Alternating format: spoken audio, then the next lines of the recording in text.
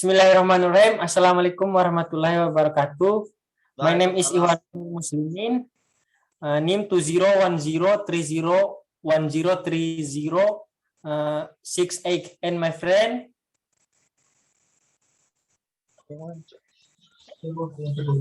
My name is Banjiro Safani with name 2010300105. Okay, let's go. Assalamualaikum warahmatullahi wabarakatuh. Let me introduce myself. My name is Iwanul Muslimin. You can call me Iwanul, and my friend Banjiro. We are from University Aisyah Yogyakarta. Tonight we will discuss about education during the pandemic COVID-19. As the world becomes increasingly interconnected, so do the risks we force.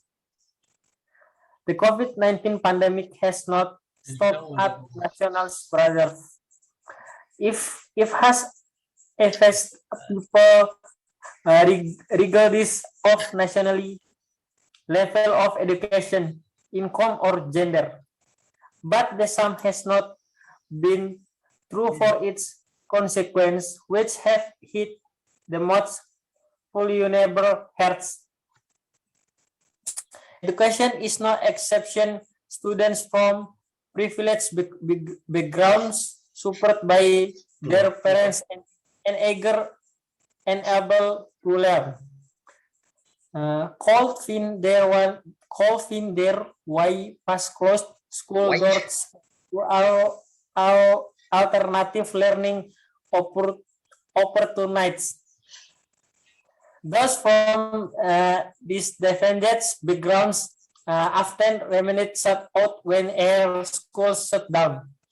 This COVID-19 pandemic has also had a severe impact on higher education as universities closed their premise and countries shut their borders in response to lockdown measures. Although higher education institutions were quick to replace face-to-face lectures with online learning, the classrooms face learning and examination as well as the safety and legal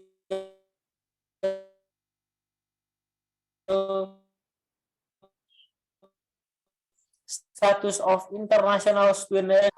Perhaps most importantly, the crisis raises questions about the value offered by a university education, which includes networking and social opportunities, as well as education content.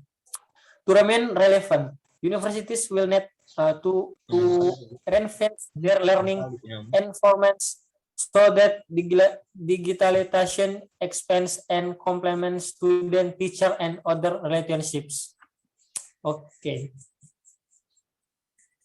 Okay, time again. The lockdown is response to COVID-19 have introduced conventional schooling with nationwide school closure is most OECD and partner countries.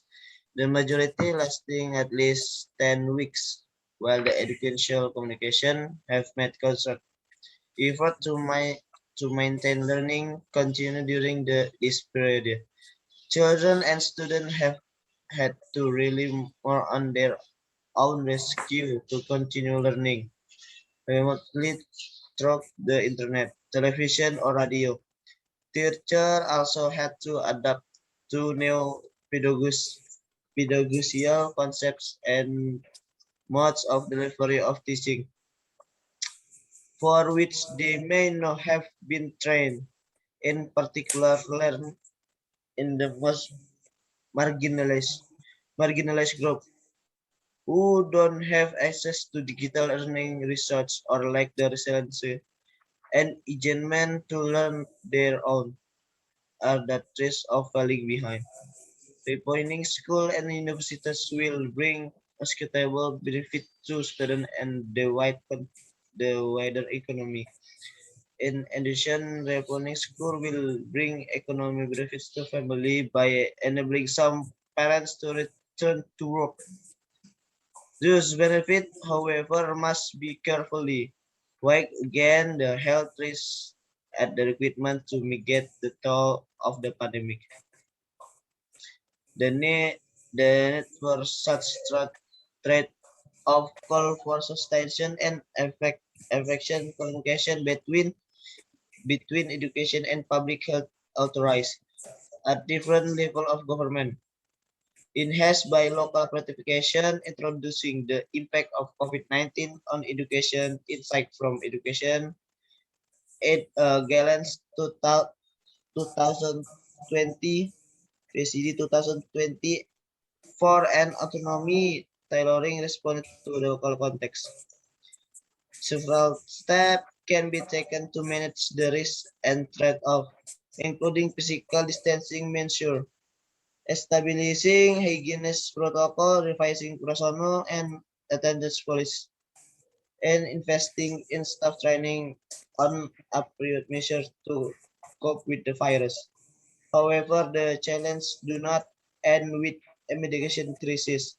In particular, spending on education may be compressed in the coming years as public funds are directed to health and social welfare.